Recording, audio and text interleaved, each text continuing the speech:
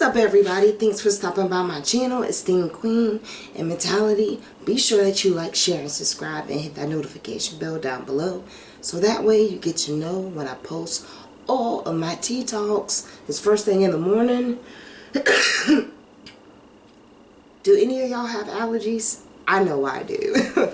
Anyway, I hope everyone's doing well, swell, thriving, surviving, child. I'm doing that second one, surviving. I've been substitute teaching kindergartners. I mean, you know, kudos to the parents out there. You know, like, that shit's a full-time job. Whew.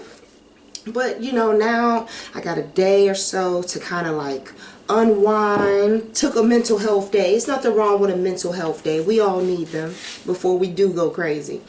So, needless to say, I would love to spend it with you all. I have shorts on, so you're alright. So, you know, by all means, I'm glad to be here. I'm grateful for being here. And we have a really good tea talk today. So, I need you to go ahead, get your teas, get your water, get your wine, get whatever it is that you're sipping on. Get it and bring it close. This tea talk today.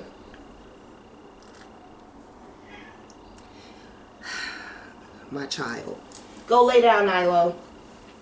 So, this tea talk today is a tea talk that I feel like we all should have. And we should have in a context where the smallest age could understand it, right? So, of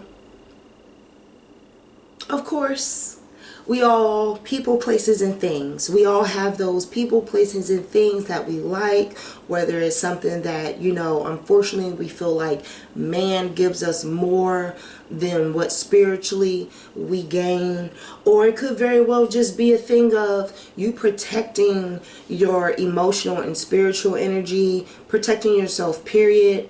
It's one of those things that, again, leads back to boundaries, but I definitely feel like this is something that we should talk about on a level where, again, we can understand it.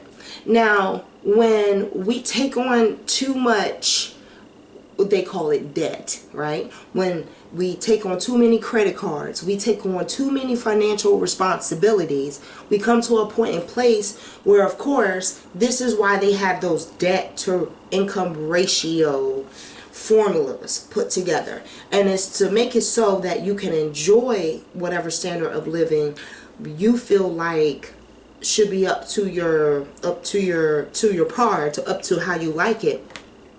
At the same time, before they release it to you, or whatever it is you're trying to gain is given to you, they need to make sure between your debt and your income, it's comfortable and you're able to afford it. No one out here is going to give you an apartment and you only have 1 times the rent or half times the rent. You need to make at least 2.5 times, if not more, right?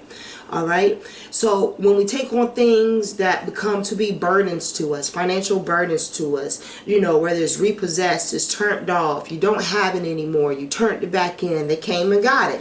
Whatever the case may be, there comes a point in time where we sit down and we say, you know what? Part of accountability is us having a game plan. Clearly, times have changed. Maybe the debt is higher than the income. Maybe you want your income to stay higher than your debt. That's fine. Maybe you like being around certain types of people, but you take them in dosage because that way you're able to keep your equilibrium. That's totally fine. But when it comes to a point, you've had too much of something that is detrimental to you, whether it's your wallet, whether it's your mind, whether it's your feelings, whether it's whatever it is that can throw you off course, we have to come up with an accountability plan that's going to get us back on track, even if we got to take a hard hit or not. So what happens? We have folks, excuse me, that will go down to the bankruptcy court or to whatever courthouse. I know for us back home in Virginia, where I'm from, we had the Eastern court district or whatever, the bankruptcy court in downtown Norfolk. So you come up with a plan and say, you know what, I'm gonna get whatever little bit of money I got together and I'm gonna go ahead and file for bankruptcy. That's gonna make it so I can protect what assets left I have, and it will make it so that what assets I need to avoid and get rid of, I'm able to do so and feel some type of relief financially, for me to feel better mentally and emotionally about moving on, going to work, coming home on payday, paying my bills. Now, we speak of all that in a financial tone, right? When things get too much. But what if it gets too much just with people? And we find ourselves feeling burnt out. We find ourselves in places where you may put on a full face of makeup. I know I used to years ago when I first started this channel. And as time gone on and I've gotten older, you know, not all makeup is good for your face. That's a conversation for a doubt fire. But needless to say, you know, in order for things to last longer, you have to take care of them in their purest form. So that way they can be readily available and there and, you know, show its colors. So then that way, you know, if you wash your face and take care of your skin, it's going to show, it's going to glow, right? All right, well, guess what? When we want to be positive, we want to be peaceful, we want to be able to discover certain things and just have a quality of life that fits us, because every one of us is different. We come to a point in time that maybe you give too much emotionally, or takers take too much and not give you anything back. But these are all things that unfortunately at some point in time lead us to some type of bankruptcy. A bankruptcy that is in us. It's not our wallet, it's in us. It's when we wake up in the morning, we don't feel like doing certain things we used to do. So therefore we skip out on them. And it's because we're drained. It's because we have feelings of, you know what, it don't matter, I don't feel like it. All of those sayings are words of letting you know, like, there's a drainage there. And so when you find that, you know, certain things in life, certain zeals in life have seemed to be voided because you've picked up certain, you know, responsibilities or hobbies or activities of giving more than you're receiving, that's where it leads you. When people say, oh, I'm fed up, I'm tired, fuck it, whatever, they're bankrupt. They're mentally or emotionally or spiritually bankrupt. Someone gave too much and did not have it reciprocated. And so this Tea Talk today is exactly about that. We got to know before it's too late when we're giving too much and when people aren't giving enough for us to feel like it suffices, you know. When it's not reciprocated, you find that you give too much. And when you give too much, there is no money back guarantee. There is no emotional or mental guarantee back to you. All right. So when you give, you need to make sure that you're giving from a place where you're overflowing your cup. All right. What's it to you to hold a door for someone who, you know, who needs it? Who needs it? Knowing that you can open the door all day, every day for yourself. If that person doesn't say thank you, you should not feel tapped out. If you don't hear it, your cup is overflowing. You love yourself, you pour into yourself. So one person not appreciating your courtesy doesn't discount you from being a good person.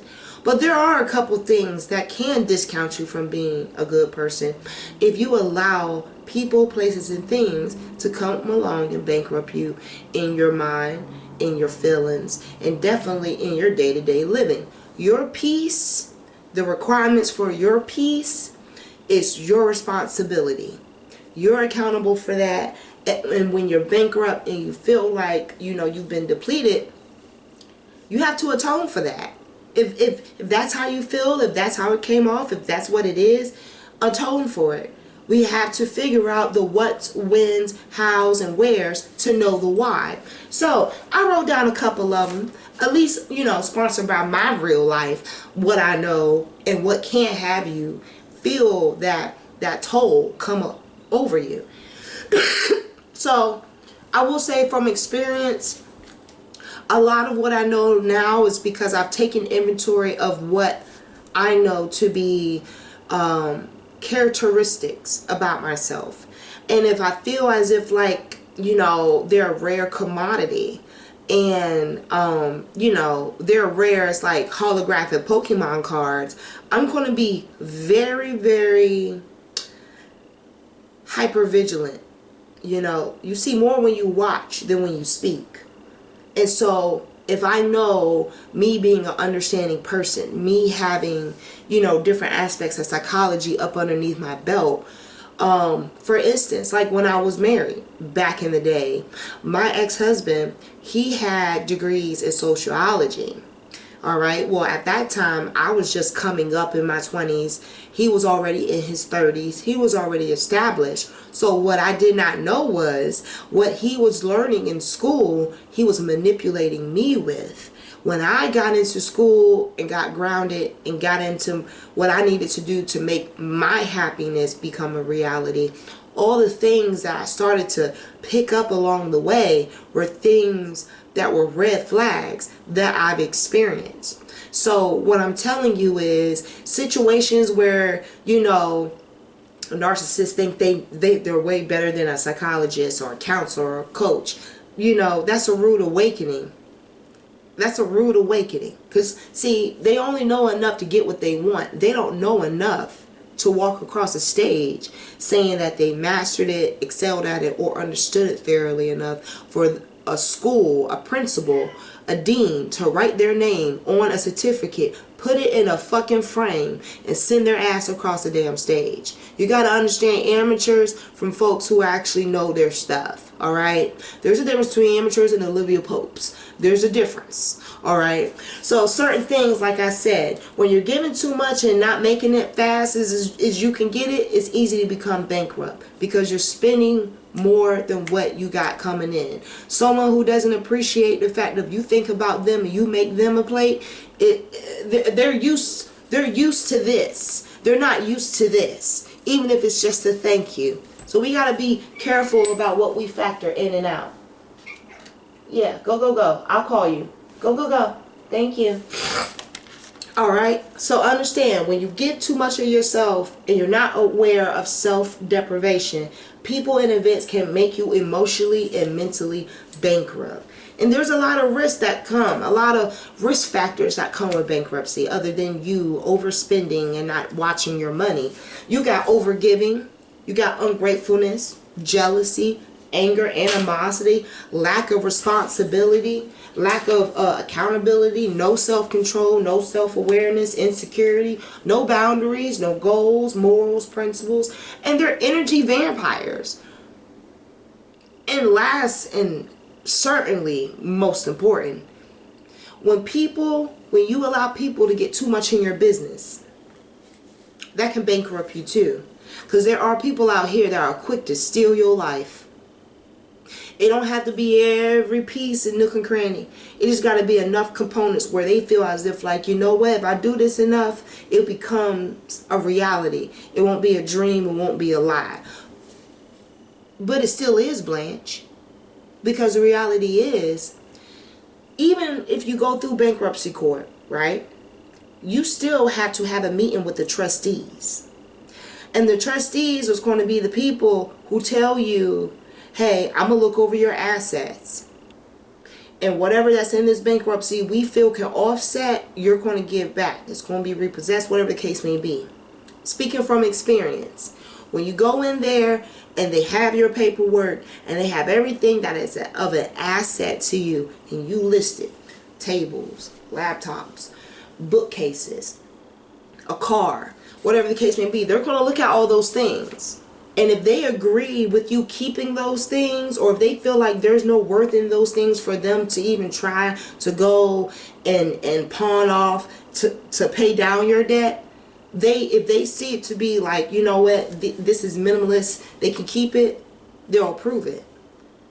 But if you so happens to go out here and go to that bankruptcy court and you say you got 5, 6 RVs, 3 houses, 4 dogs, all types of shit, they're going to be like, okay, excuse me, okay, so let's offset some of this, right?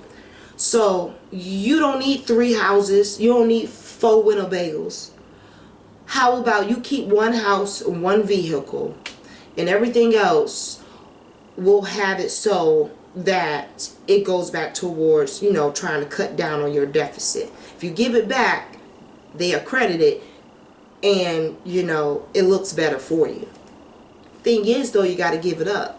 Because if you don't give it up, knowing that bankruptcy has already written it off, now, yeah, it does go from surrender to being a repossession or worse.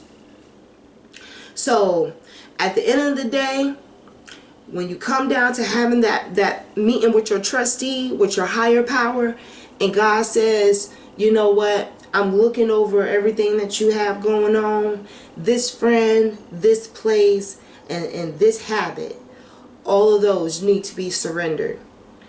And that will help offset some of what you owe, what you feel is weighing you down, is making you feel as if like you don't have enough to go around. Maybe if we offset those things, maybe you'll feel more aware and more in touch with yourself. And sometimes you going through the little bankruptcy court about friends that don't do right, serve right, or have any type of goal, point, or purpose. It's okay to surrender those things because it's going to give you a lighter, like a lighter feeling, you know? Don't feel like you have to deal with someone who's jealous. That's their insecurity. Their insecurity is their problem. It's inside them. Insecurity. You're insecure. Okay? When people decide that, you know what, if you cook for me every day, you wash my clothes every day, you open the door for me every day, you ask me every day if I'm okay, and they don't return that to you, it's time for you to stop giving. Ain't nothing worse than you giving to a credit card or a credit line, and yet you're paying for nothing. That's worse than you paying taxes on money you don't see. Hello, Zeus. Either way you look at it, you got to be accountable for the people that you choose, for the things that you do, the places that you go, and what you want your purpose to be in life. Avoid bankruptcy at all costs, because it will cost more at the end if you don't pay attention in the beginning. Nilo, come here, babes. I've been working crazy, and my baby, oh, my baby, oh, say hi. My baby has been such a good child. Such a good child. Yeah, your mommy's baby. Yeah. All right, go, go, go. Get down. Thank you. All right, y'all. So y'all let me know down below. How do y'all make sure y'all stay out of bankruptcy court? How do y'all make sure y'all stay from getting bankrupt? All right, emotionally, physically. No matter what you do and where you go, there's a price to it. So no matter if you meet someone at a bar, you become friends, wherever you meet them, that's where they always going to be at. Whether it be work, whether it be wherever you meet them, that's where the motherfuckers is always going to be at. So be mindful of stuff like that. Secondly, let me know down below, like, if you do find yourself in a place where you do have to file for that type of life bankruptcy, what do you write down? What are you willing to sign off on and surrender? Because what you're hanging on to the hardest, the longest, and the most is going to be what really keeps you lingering in that court system until you really decide to be accountable and do something about it. So today, this Tuesday, be accountable. Be accountable for your friends. Be accountable what type of friends, be accountable what type of friends that you select, suggest, and you pick. That goes down to your food, your way to work, you name it. But at the end of the day, everything is solely up to you as to what you allow to come in and go out, and what you allow to do and be reciprocated. So outside of that, y'all your own bosses in your life. I'm just simply a manager. Be sure that y'all like, share, and subscribe, and hit that notification bell down below. And until next time, I will talk to y'all later. Bye.